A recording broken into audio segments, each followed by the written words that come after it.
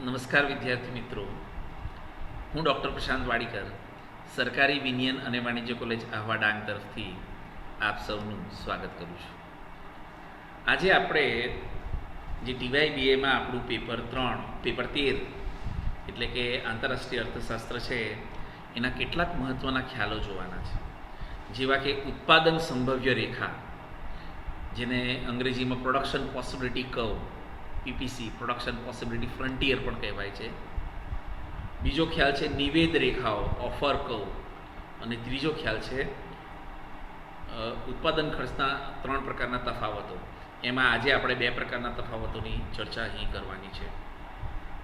મિત્રો, કદાચ પરીક્ષાની દ્રષ્ટિએ આ 3 ખ્યાલો છે, આ 3 ખ્યાલો એ બહુ અગત્યના નથી, પરંતુ તમે આગળના પ્રકરણો જ્યારે શીખશો ત્યારે આ ખ્યાલોની સમજણ તમારા મગજમાં હોવી ખૂબ જ જરૂરી છે.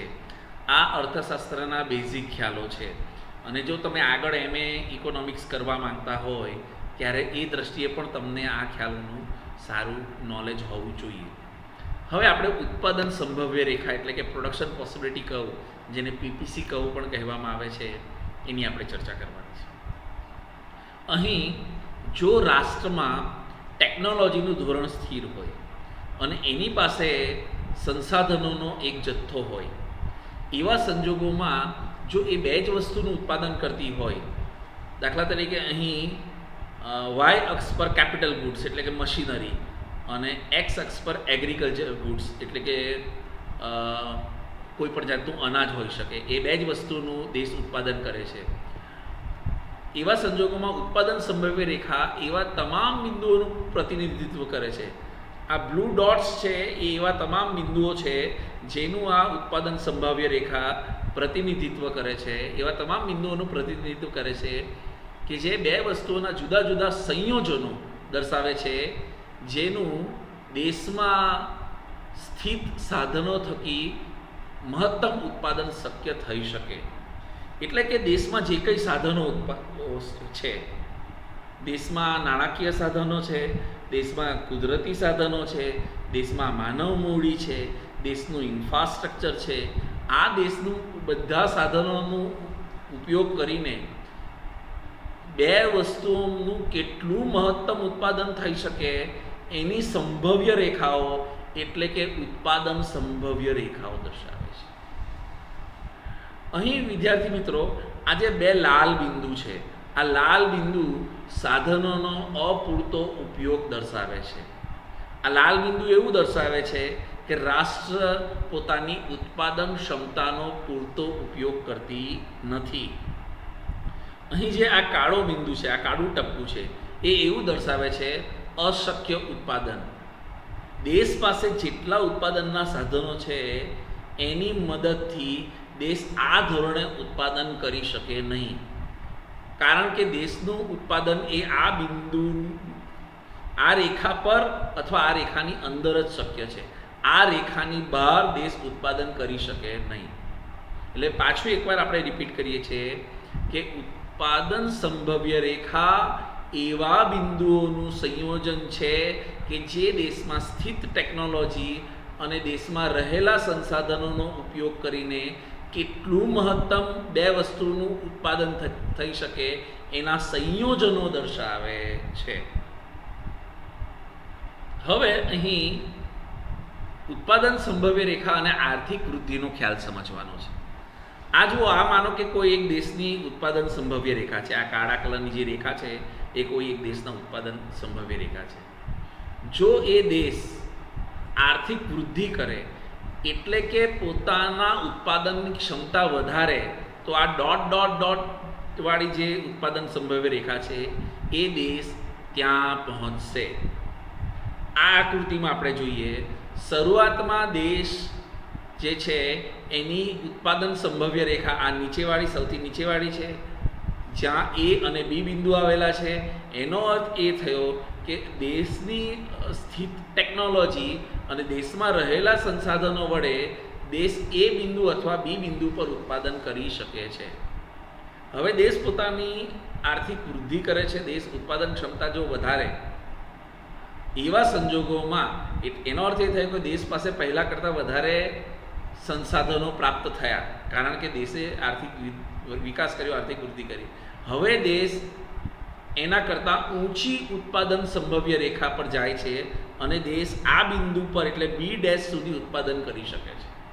હજુ જો દેશ આર્થિક વૃદ્ધિ હાંસલ કરે તો દેશ આ A' બિંદુ પર ઉત્પાદન કરી શકે છે, ઊંચી ઉત્પાદન સંભવ્ય રેખા પર જાય છે. આમ A થી B' પર અને B' થી A' પર એ દેશની આર્થિક વૃદ્ધિ સૂચવે છે. હવે આ ત્રીજી જે ઉત્પાદન સંભવ્ય રેખાના આ ત્રીજી આકૃતિ છે એ શું દર્શાવે છે? અહીં PP0 એ શરૂઆતનું ઉત્પાદન ધોરણ છે. PP0 કર્સર પર ધ્યાન આપજો મિત્રો. PP0 એ શરૂઆતનું ઉત્પાદનનું ધોરણ છે.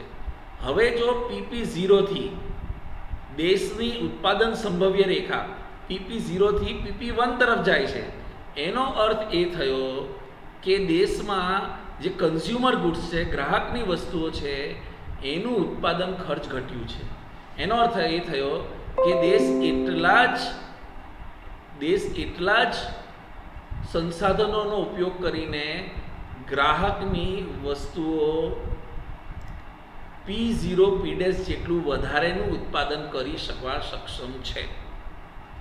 હવે એ રીતે જોઈએ કે દેશની કુલ ક્ષમતામાં જો વધારો થાય, એટલે કે દેશ PP0 થી P1 ઉત્પાદન સંભવ્ય રેખા તરફ જાય, એનો અર્થ એ થયો કે દેશની કુલ ઉત્પાદન ક્ષમતામાં વધારો થયો છે અને દેશ કેપિટલ ગુડ્સ એટલે કે મૂડીના સાધનો, મૂડીની વસ્તુઓ અને ગ્રાહકની વસ્તુઓ કન્ઝ્યુમર ગુડ્સ એ બંનેનું પહેલાં કરતાં વધારે ઉત્પાદન કરવા માટે સક્ષમ બને છે.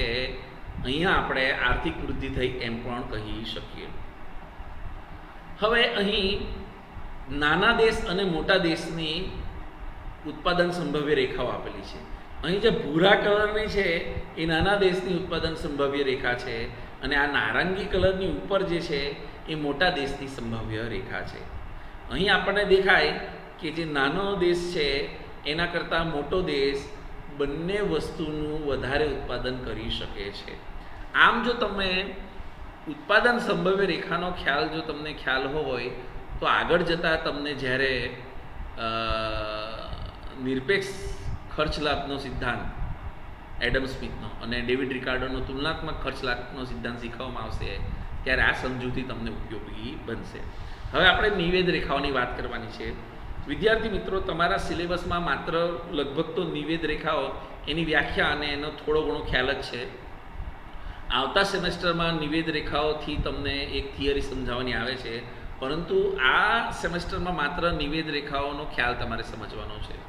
આંતરરાષ્ટ્રીય વેપારમાં જ્યારે બે વસ્તુઓનું પરસ્પર બે દેશો વચ્ચે આયાત નિકાસ થતી હોય, અહીં પરસ્પર ખોટું લખાયું છે, માફ કરજો મિત્રો. આંતરરાષ્ટ્રીય વેપારમાં જ્યારે બે વસ્તુઓનું પરસ્પર બે દેશો વચ્ચે આયાત નિકાસ થતી હોય ત્યારે એક એકમની આયાત પ્રાપ્ત કરવા બીજી વસ્તુના કેટલા એકમો જતા કરવા તૈયાર છે તે દર્શાવતી રેખાને નિવેદ રેખાઓ કહેવામાં આવે છે.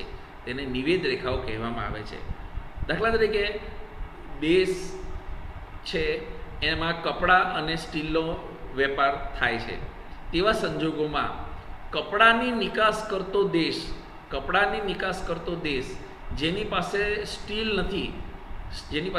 નથી એ શરૂઆતના સમયમાં વધારે કપડાના એકમો ગુમાવીને સ્ટીલ પ્રાપ્ત કરવા તૈયાર થાય છે.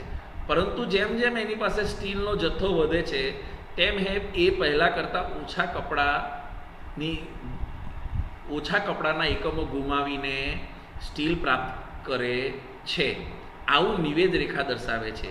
એ જ રીતે સ્ટીલની આયાત કરતો દેશની વેપારની તરહ પણ આવી જ હશે. અહીં એ દેશની વેપારની તરહ દર્શાવી છે. અહીં કપડાં છે, અહીં સ્ટીલ છે. આ કપડાની નિકાસ કરવામાં આવે છે, સ્ટીલની આયાત કરવામાં આવે છે. શરૂઆતમાં QR જેટલા સ્ટીલને પ્રાપ્ત કરવા માટે દેશ OQ જેટલા કપડાના એકમો જતા કરવા તૈયાર થાય છે. પરંતુ એ પછી માત્ર QQ1 જેટલા કપડાની એ જતા કરવા માટે તૈયાર થાય છે, એટલે બીજા દેશને આપવા માટે તૈયાર થાય છે. આમ જેમ જેમ એના પાસે સ્ટીલના એકમો વધે છે એમ એ પહેલાં કરતાં ઓછા કપડાના એકમો જતા કરવા માટે તૈયાર થાય છે. આ નિવેદ રેખા એવું દર્શાવે છે. આ દેશની નિવેદ રેખા છે. જેમ જેમ આયાતનું પ્રમાણ વધે તેમ તેમ હવે તે પહેલાં કરતાં ઓછા કપડાં એકમ સ્ટીલ માટે આપવા તૈયાર થાય છે. એવી જ રીતે દેશ બીની નિવેદ રેખા છે કે જે સ્ટીલનું ઉત્પાદન કરે છે, સ્ટીલનો નિકાસ કરે છે, એની પાસે એ કપડાં એ દેશ પાસેથી મેળવે છે. તો આ દેશ શું કરશે? એ શરૂઆતમાં વધારે સ્ટીલના એકમો જતા કરીને કપડાં મેળવશે, પરંતુ જેમ જેમ એની પાસે કપડાની આયાત વધતી જશે તેમ તેમ એ પહેલાં કરતાં ઓછા સ્ટીલના એકમો જતા કરીને કપડાં લેવા માટે તૈયાર થાય છે. આ નિવેદ રેખા એવું દર્શાવે છે. અને વિદ્યાર્થી મિત્રો, શરૂઆતમાં આપણે જોયું આ એ દેશની નિવેદ રેખા છે, એના પછી બી દેશની નિવેદ રેખા છે.